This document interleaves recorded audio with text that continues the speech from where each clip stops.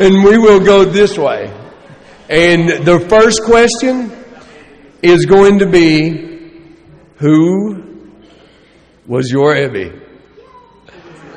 Who was your Ebby? Who was the one that helped you when you first came in? The person that helped you get going. And it could be you was in a situation, you went through a divorce, you went through a death, you went through something in sobriety, and they were your Ebby again. So we will start with Cheryl.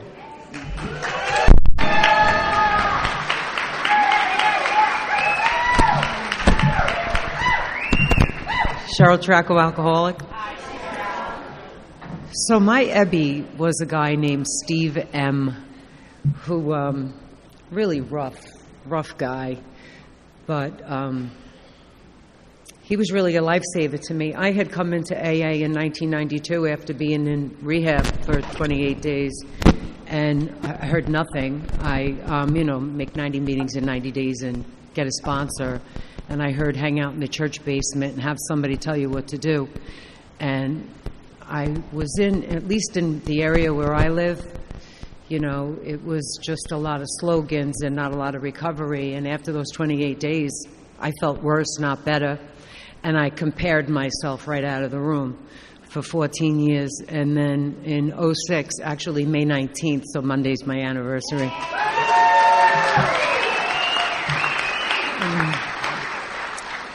After just another one of those nights that I swore I wasn't going to drink and not being able to look in the mirror in the morning, the thought came to me, maybe I should try not to drink anymore. And the first meeting I went into was Sunday morning because it took me a couple of days to feel better.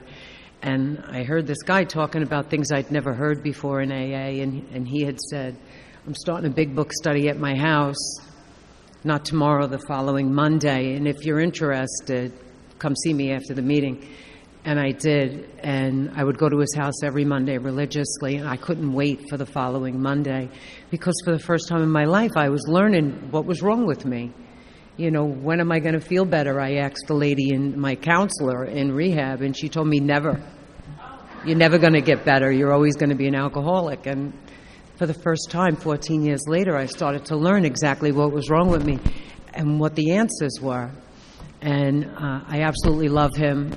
He's still one of my dearest friends.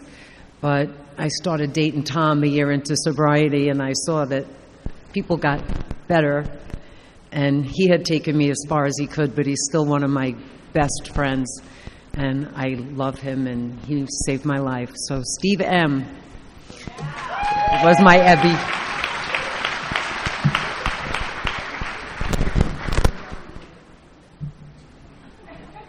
I'm an alcoholic. I'm Marlo.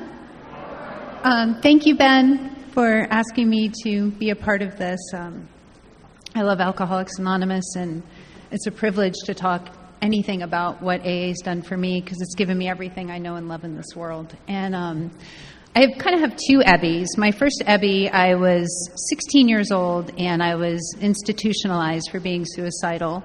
And it was my first meeting of Alcoholics Anonymous. And I think God knows how to get me where he wants me to be because these two women brought in this speaker, and the guy was 18 years old, and he was cute. And he told his story. And, my whole life, I knew there was something so wrong with me, and I never knew what it was, but I knew there was something wrong. And when he came in and carried the message of Alcoholics Anonymous, I felt like I finally knew what was wrong with me. And I had a tremendous sense of relief. And I got out of that institution, and I started going to meetings and decided very quickly I didn't belong. I thought that alcoholism was about consequences, and I had different consequences. And my second Ebby, and I think my real Ebby, was my best friend's mother. And she showed up knocking on my door looking for her daughter one day. She was desperate to find her daughter, and her daughter was well into her own story, and instead she found me. And I knew she was a recovering heroin addict. And when she came in the door, I pulled her inside, and I said, "Can you tell me about alcoholism?" And she didn't go to AA, so she didn't tell me about an allergy or a mental obsession. She gave me the definition of insanity. And she said it was trying the same thing over and over again and expecting different results. And that was enough for me. that was enough. That was enough identification. And I went to a meeting that day, and that is kind of where my journey began. And I think the best thing about my second Ebby is I found out years later that when she carried the message to me, she'd actually already relapsed. And she was smoking marijuana. She was high. And she didn't tell me, like, just don't drink, just smoke marijuana, you'll be okay. Like, she didn't tell me any of that. Like, whatever obligation she felt towards the sobriety she once had, she carried the message to me and she brought me to a meeting. And she still is not sober to this day. And that was when I was 22 years old. And so 30 years later, she's still, and the last time I saw her was at her brother's funeral, and he died of alcoholism. And I took her out to dinner, and she nodded out in her burrito. But she is the reason why I'm here today, and I'm forever grateful. Thanks.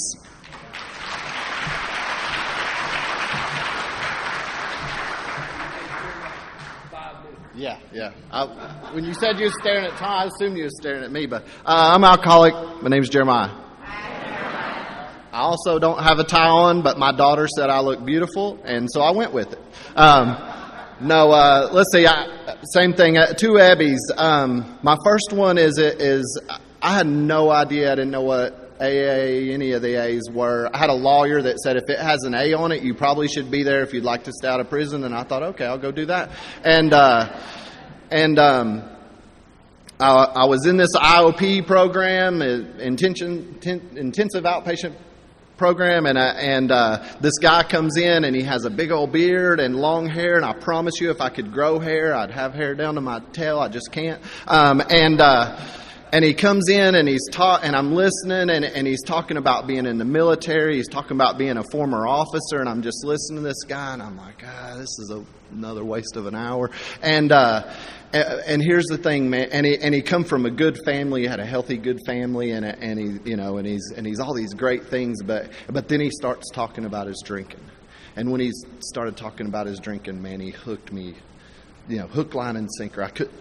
I couldn't stop. I was like, man, this dude is me. This dude is me. And the beautiful thing about that identification I had so many excuses for why I was the way I was. If you grew up the way I did, if you were raised the way I did, if you lived with who I lived, if you ran with the people I ran with, there's no way you wouldn't turn out like me. And then here's this guy that's none of those things, and he drank just like I did.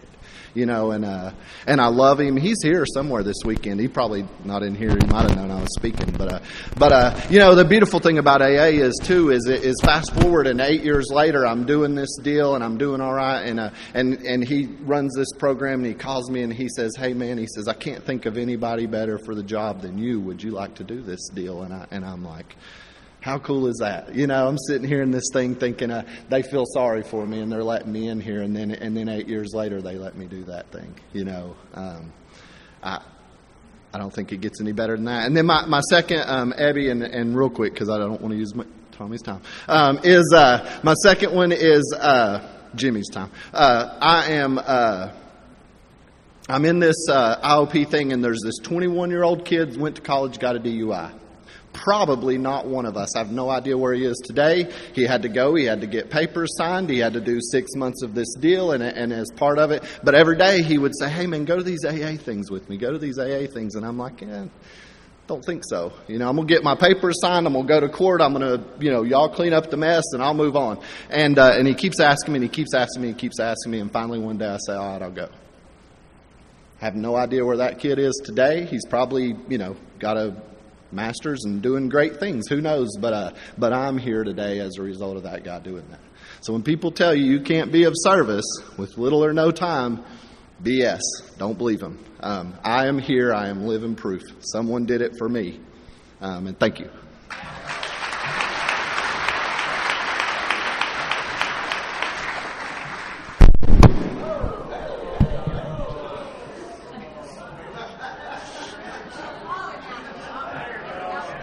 Take it easy. Hi, everybody. I'm Jimmy, alcoholic.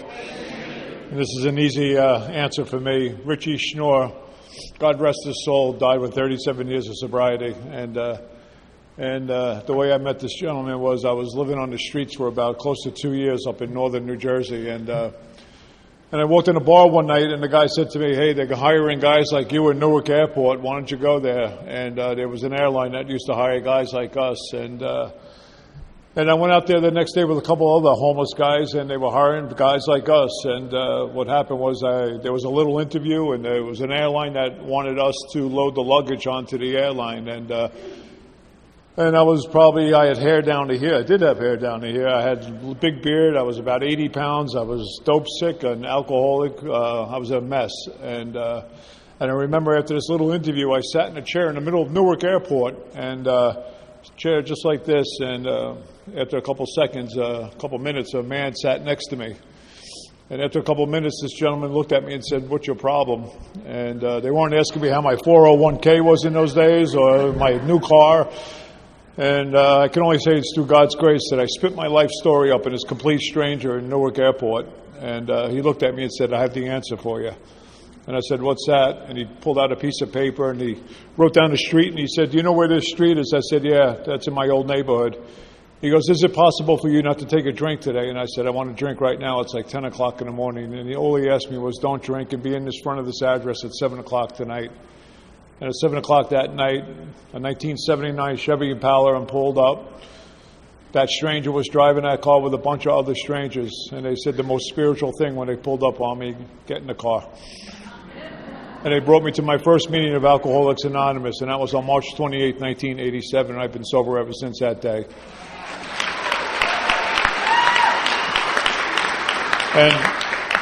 And Richie was that stranger, and Richie became my first sponsor in Alcoholics Anonymous, and that group became my home group that first night. So on day one, I had a sponsor and a home group, and I didn't know what they were. But he took away the interview process, and he's the guy that just introduced me to Alcoholics Anonymous. And he wasn't a big book guy. He was a guy that was a fellowship guy, but as our good friend Joe likes to say, it was the kindness of stranger. That guy brought me around a lot of men that was living this way of life. Living this way of life. Yeah, I know. Push the cord. We need a little duct tape up here. But he's the guy that introduced me to men's retreats. He brought me to my first retreat when I was 3 months sober. He brought me to my first convention where I heard Clancy for the first time. I was 6 months sober. I thought Clancy was nuts. I mean, it was just all these things. He introduced me to this way of life. And as a result of that, I was allowed to bring this life back to my family and introduce my family to Alcoholics Anonymous. And as Law seen today, our family healed because of Alcoholics Anonymous. Thank you.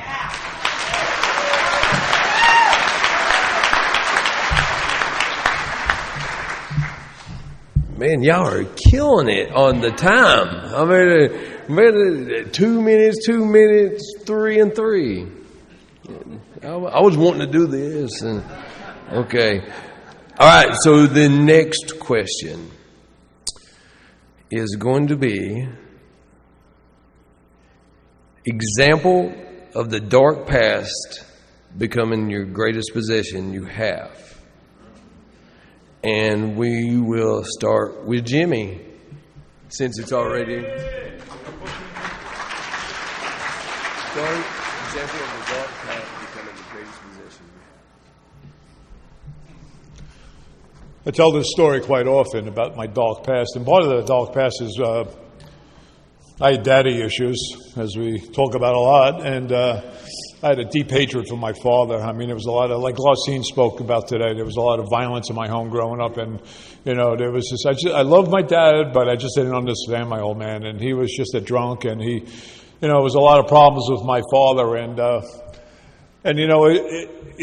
When I came into Alcoholics Anonymous and I started to introduce my family and my father to you, there was the ice started to melt between me and my old man. And we started to heal somewhat, we started to, I brought you guys home, and I talked about Alcoholics Anonymous. And when I was 18 months sober, I found my father dead at his house. And there was so much anger, so much resentment, and so much hatred. But like I said, it started to melt a little bit. And I tell this story quite often because it was pretty powerful. When I found my father dead, I called this guy Richie up and I said, "What do you do?" And he goes, "Let's call 911 and let's pray." So he's praying, I'm crying, and the first cop shows up. And when the cop shows up, he's looking at me and he's taking down the information. And he says to me, "I don't see you walking the streets anymore." I said, yeah, I don't do that anymore. After a couple other minutes, he says to me, matter of fact, I don't see you drinking on the corner or drinking any bars. And I said, yeah, I don't do that anymore either. He goes, well, how do you do that? And I said, well, I go to this thing called Alcoholics Anonymous. I'm 18 months sober, and apparently it's working. I come from an age in Alcoholics Anonymous when we did a lot of 12-step calls, going to houses and all. And that was a really big part of my early sobriety. And this cop starts to talk to me, and all of a sudden he starts to talk to me about his drinking.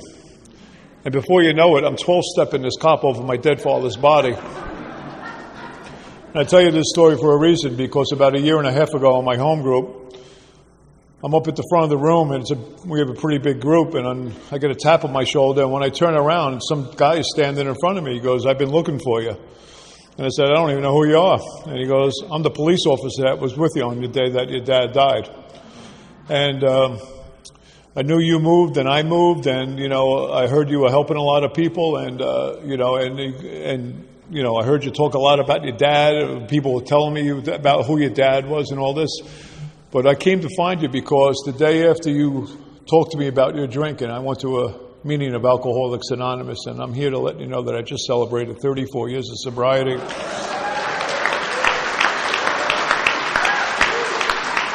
And so what I know about that moment was, that dark past became my greatest asset. That hatred I had towards my father. I was able to talk to this gentleman on that day. I remember that day talking to him, and he had a lot of the similar things with me. But, I don't tell you that because, I have the power to get anyone sober. I don't have the power to get anyone drunk. But God will use you without your permission. And what came true to me was what the old timers used to say, I need a drunk not to drink. And on that particular day, I don't know if I was going to have a drink when I found my father dead, but God knew I needed a drunk in my life. Thank you.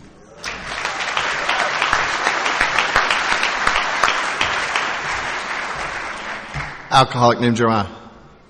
Why you let him go first, dude? It's hard to follow. No, I have a lot of examples, but I think the one that just popped in my head, so that must be the one God wants me to talk about, is that when I was going through my fourth and fifth step experience, it was one of the most powerful things that ever happened to me. Because when I come in here, I would have told you I was raised by a mean, abusive stepfather that beat me and my sisters. I would have told you that I had a real father that abandoned me, and I had a mother that didn't care enough about me, so she committed suicide. And that was my story, and I would tell you, and I'd manipulate you with it, and I would use it any way I could. And through my fourth and fifth step experience, I got a whole new outlook on what kind of family raised me, because I'm sitting here and I'm complaining to my sponsor, and I'm telling him all these just terrible stuff that's happened to me. And he stops me and he says, hey man, he said, talking about my stepdad and the first time, and he says, hey man, he says, let me ask you a question. He says, what do you do for a living? I said, well, I build with my hands. I work on cars on the side to make a little extra money and stuff like that. He said, well, that's pretty cool. He's like, so, take care of your family like that. And I said, yeah. He said, who taught you that? Oh, shit, I never thought of that. My stepfather taught me that. He said, so you mean this mean, abusive drunk? And I said, yeah, man. I said, I never thought of that. He said, let me ask you another question. He said, didn't you say your grandfather gave you a real hard time when your mom passed away? And I said, yeah, man. I said, my stepdad, he was drinking and, hardly ever home and all this stuff. And I said, and the whole time my grandfather's going to court and he's trying to get custody of my sisters because, my stepfather don't deserve us and all this stuff. And he said, and he's your stepdad? And I said, yeah, he's my stepdad. And he says, you mean to tell me that this guy that didn't have to take care of you, that supposedly hates you, took care of you, fed you, provided you with a roof while he's going through alcoholism and fighting this old man to keep two daughters that he loves dearly? And he said, and you think that man don't love you? Completely changed my life. And there's more examples, but I only got 5 minutes. And that went on. Same thing with my mom. Same thing with my dad. He took me from realizing that I didn't have a mean, abusive stepfather. I had a stepfather that was doing the best he could with what he had. I had a mom that was just as scared as me to be a father or a mother, and she was doing the best she could, man, and she just couldn't. And I get that, man, because I've been there where I just couldn't. And so anyways, what happens is my sponsor invites me to this retreat, and we go and we get to go. Part of the retreat is we go and we do H&I at these facilities, and so I'm telling that story. And we get done, and I'm with people like this, so I don't feel like I belong, and I don't have nothing to contribute, and they're saying all this great stuff. And this lady gets up and she says, "Thank you so much for sharing that with me." She said, "I've been in and out of this treatment. I can't tell you how many times." She said, "Every time I come in here, they talk to me about the steps. They tell me why I need the steps. They explain the allergy to me." She said, "I'm going to do the steps." She said, "I had the same stepfather." The power of identification, it is unreal. It's unreal what it'll do for you. Someone doing it for me going and repeating it, it cracking you open, and it was a beautiful experience. And so there's my 5 minutes.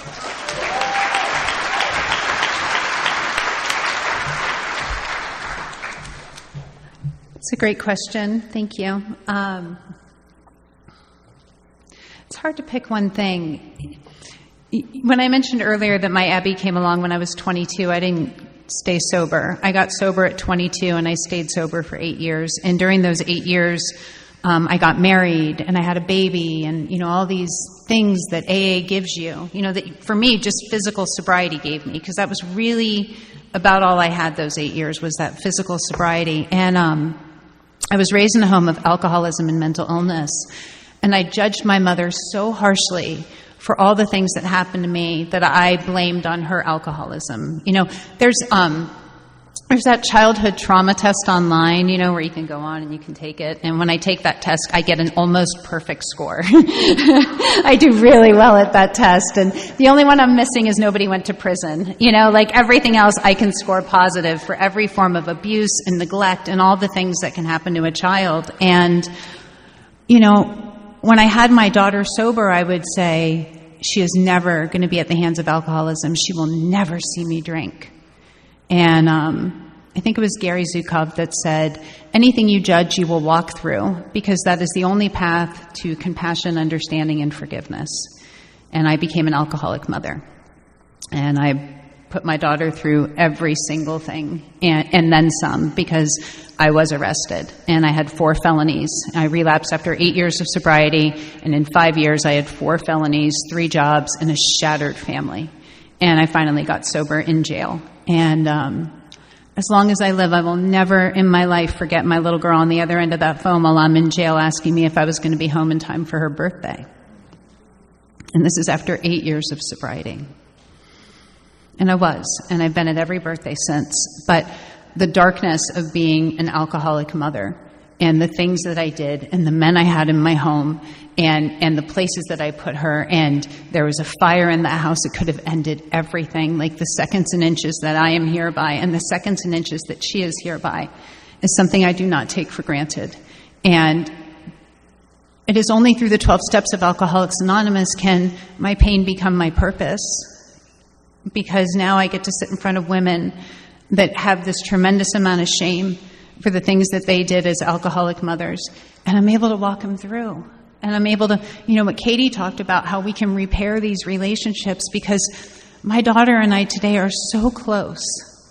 Like, we're so close, and she's okay. Like, not perfect. I don't think anybody gets out of this disease unscathed, and she has her stuff. And what Alcoholics Anonymous has given me is the ability to stand in front of it when she presents it to me, as opposed to blaming or hiding or making excuses for or telling her it wasn't that bad. I'm able to say, I'm so sorry. And I, when her whole goal was to get into University of Florida, right? Like, she's really smart. Like, she's ridiculous. And they asked that question that I don't know anything about because I didn't go to college, but what one thing shaped your character more than anything else? And without my knowledge, what she wrote shaped her character more than anything else was her mother going to jail for the 4th time.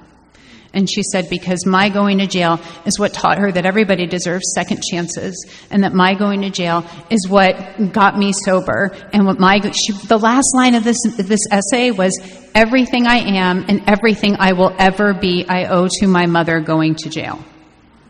Now, can you imagine if someone could have told me that while I was in jail?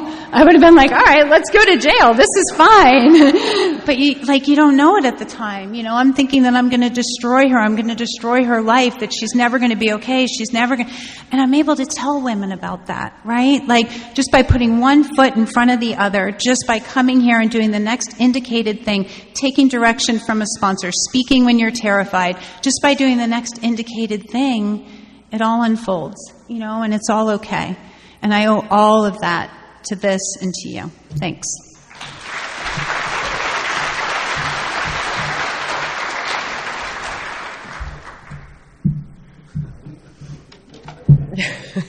It's way better to be last. I think the darkness of my past as an alcoholic woman is all those things we swear we're going to take to our grave that Amy just makes sound so light and funny, but that make our souls so heavy and so unbearable. And, self-forgiveness I found is I believe I'm forgiven. It's the self-forgiveness that I struggle with from time to time. But the biggest asset in those things, I believe, is when I'm sitting across from another woman listening to a fifth step, and she's struggling to get those things out of her mouth. And when she's all done, I could look at her and I could say, me too.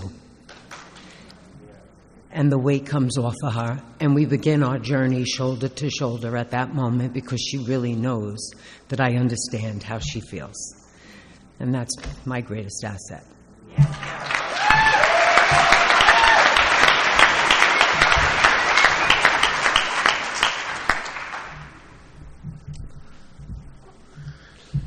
Okay.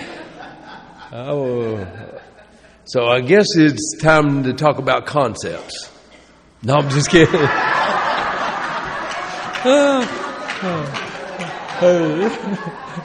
I'm just kidding. Okay, so the next question is going to be... Y'all really like that, didn't you? So the next question is going to be, give us an example of a amends that you made, that the unexpected happened, or the most profound amends that you have made. So the most making amends, that is something unexpected happened, or just the most profound amends that you've made. So we will start with Marlo.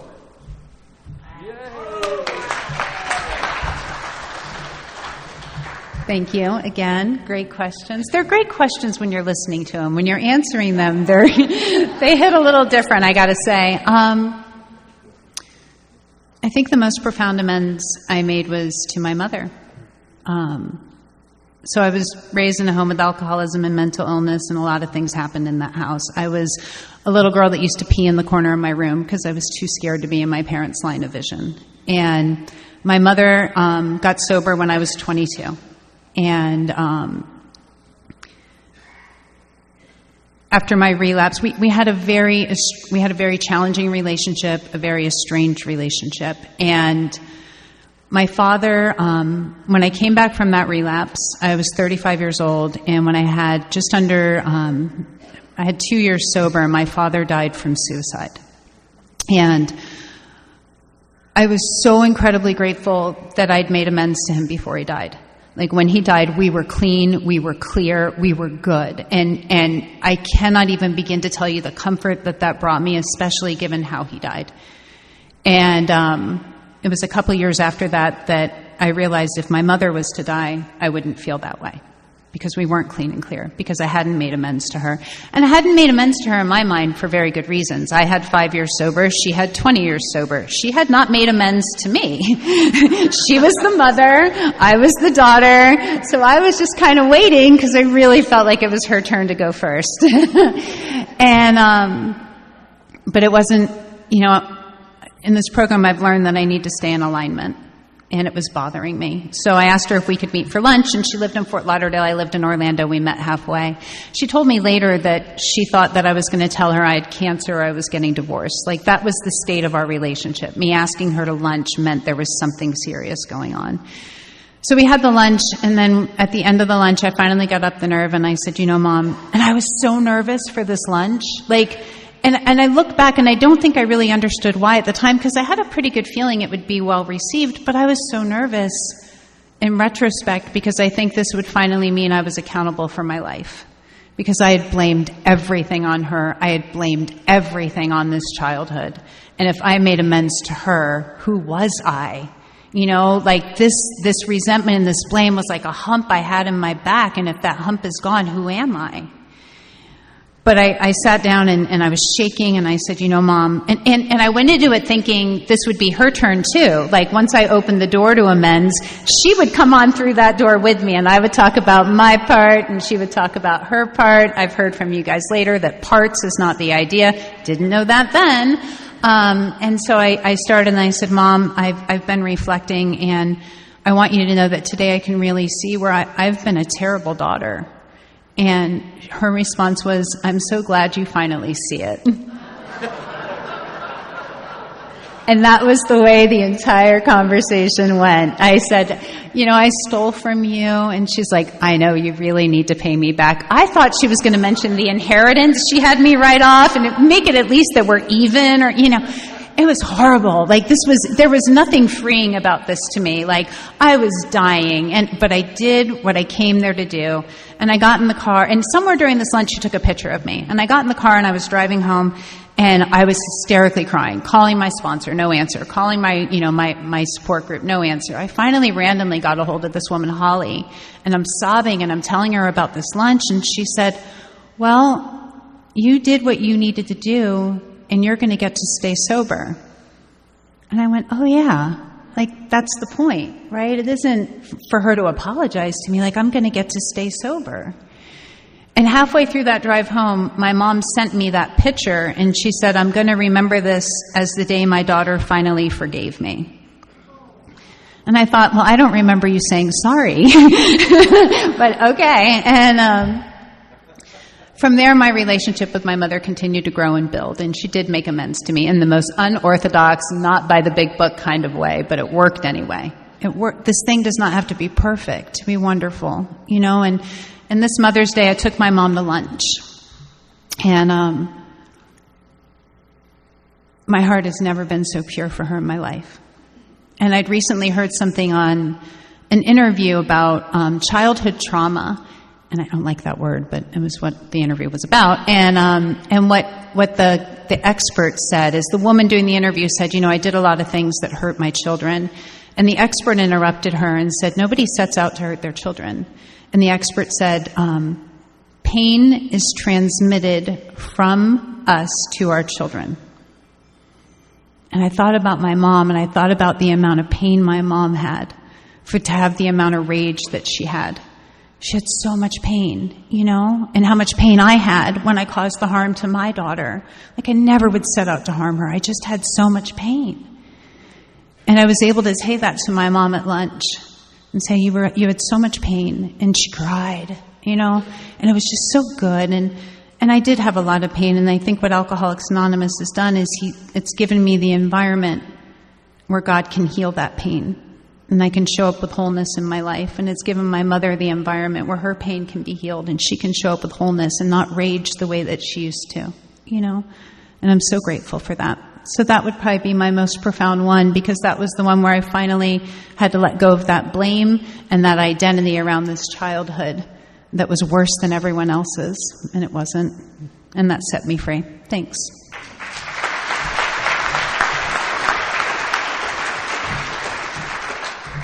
Alcoholic named Jeremiah.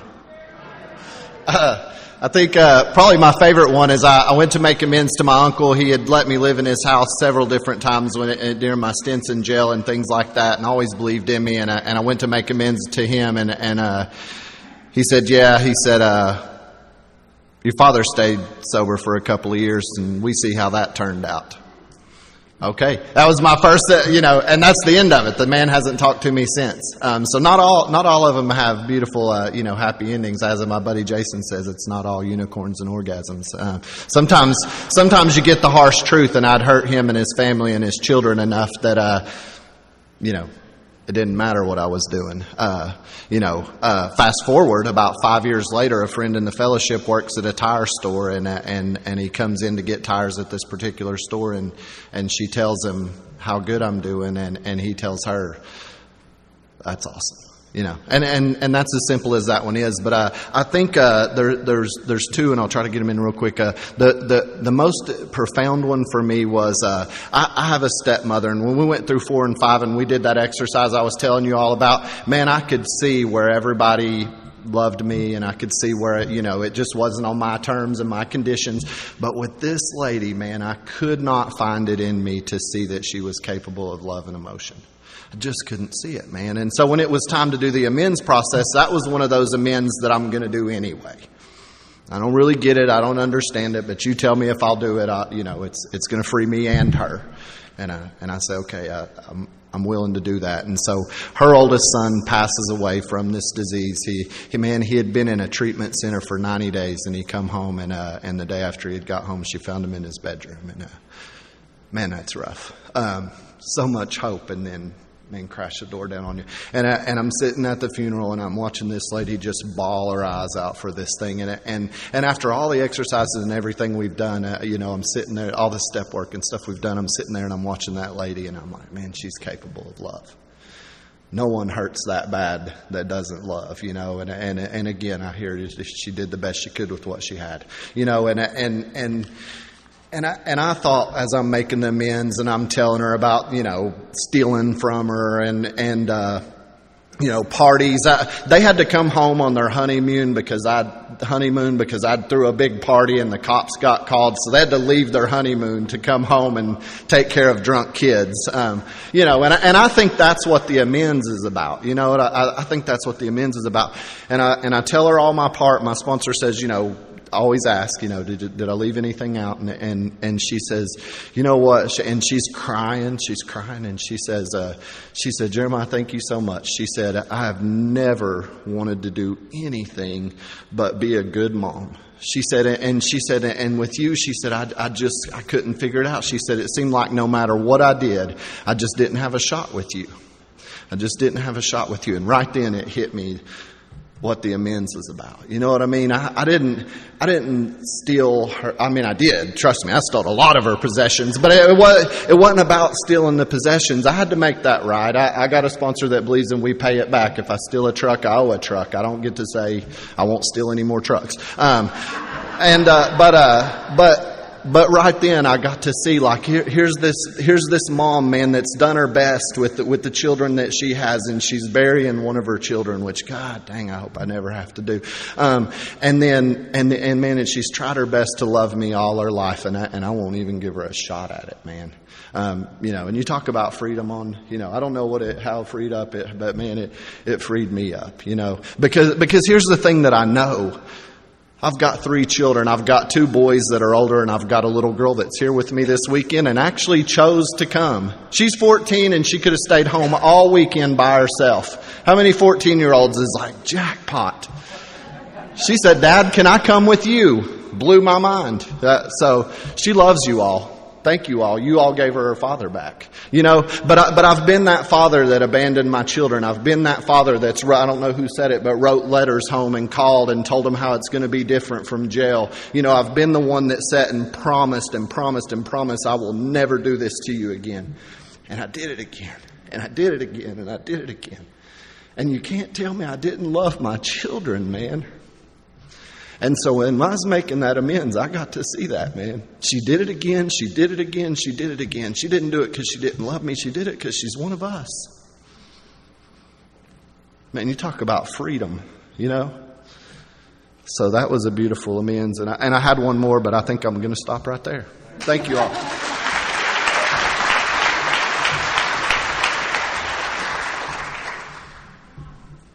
I'm going to go with my first thought right when Ben asked the question. Most alcoholics owe money. What an understatement. So growing up, I wanted to be a gangster, so a little criminal activity in my life, a lot of criminal activity in my life. And when I was sober a year, I got indicted on 2 counts of grand theft for stealing $27,881.76 from an antiquated unemployment computer. And that was my little secret. Nobody's going to know about it. And when I was sober like that year, I got those 2 letters from the state of New Jersey that I was indicted, and I'm not telling anybody about this. Fear.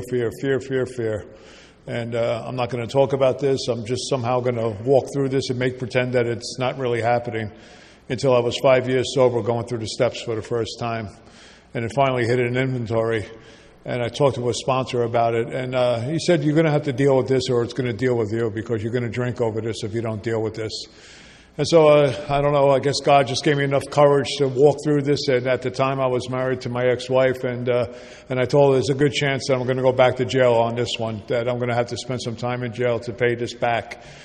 And see, what I didn't understand about this whole deal is God's plan, and I remember my sponsor at the time said, well, just bring a couple of guys with you, tell them to write some nice letters about you, and and when you go to court, just have them read the letters if the judge allows that. And the judge did allow that day. I got dressed a little bit nicer than today. I had a suit on, and I was terrified. I was shaking. That's how bad the fear was gripping me.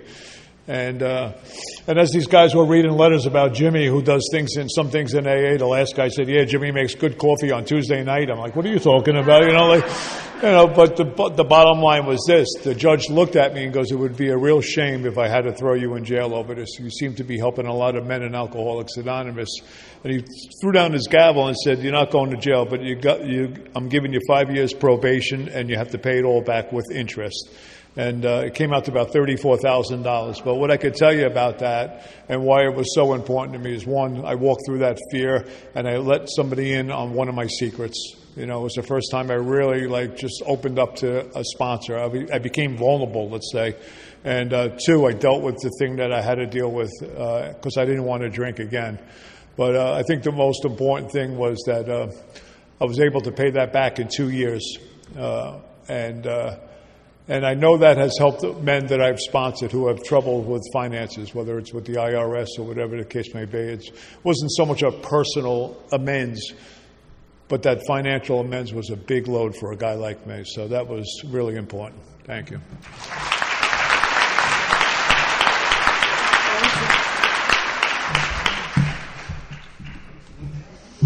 Well, I guess the common theme today, other than Jimmy, is mothers.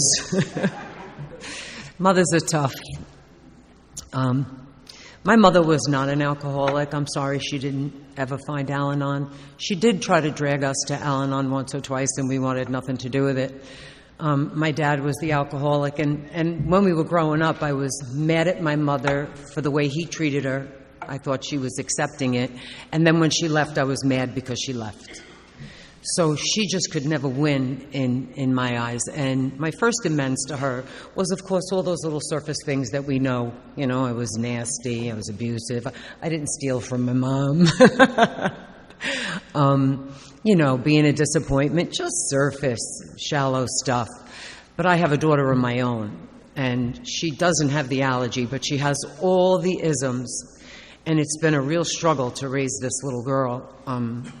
And I have gone to the ends of the earth to try to fix her.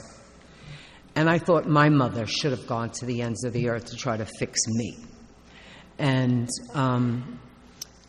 when my daughter was down in school in Alabama, it was a really, really hard time, and I felt that I had to get to her. Desperately had to get to her. And I was talking about it with my mom, and my mom said, oh, well, I'll take a ride with you in the morning. I said, okay, because my plan was get up at 4 a.m. and drive 17 hours to Alabama and make sure my kid was still alive.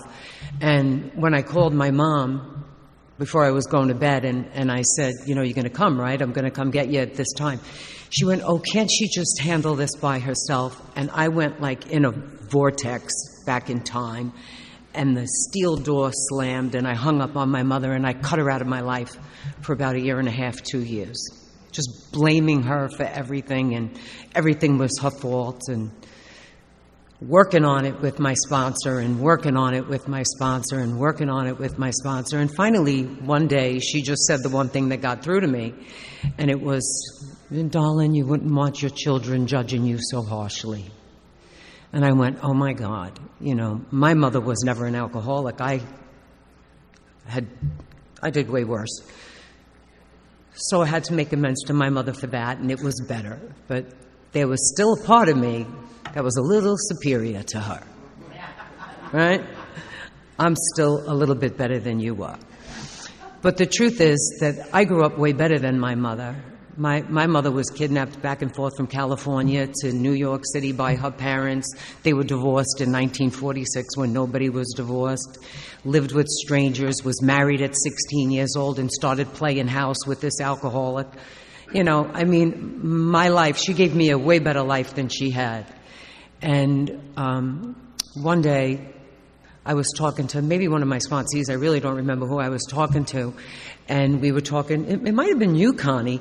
We were talking about our children, and I said, no matter what I did, I tried to help, but I couldn't rescue my child.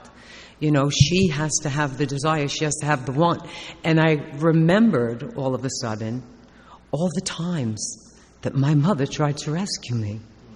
All the doctor's appointments, all the therapists, all the psychiatrists, all the sleepless nights, all the love. And I went, oh my God, I had been telling myself the wrong story. And I finally had to go back and make the third amends to my mother, when it was the real amends. And her and I just cried our eyes out. And for me, it was so, I no longer compare to my mother. I have a wonderful mother. I love my mother.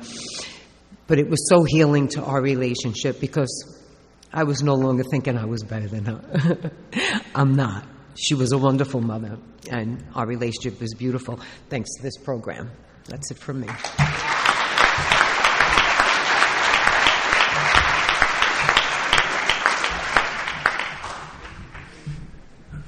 Okay, let's give them all another hand. That was amazing. Yes.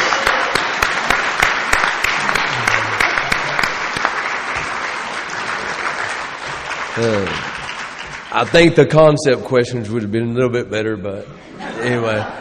Okay, whenever we leave, we might be a little bit earlier than the Al-Anon workshop. So if you're out in this hall, please kind of be quiet. We don't want to interrupt theirs. They might be mean. So, and you got to remember, Al-Anon is kind of doing the hospitality room with the food. They'll get us later. So, but anyway, we will come down and pray out.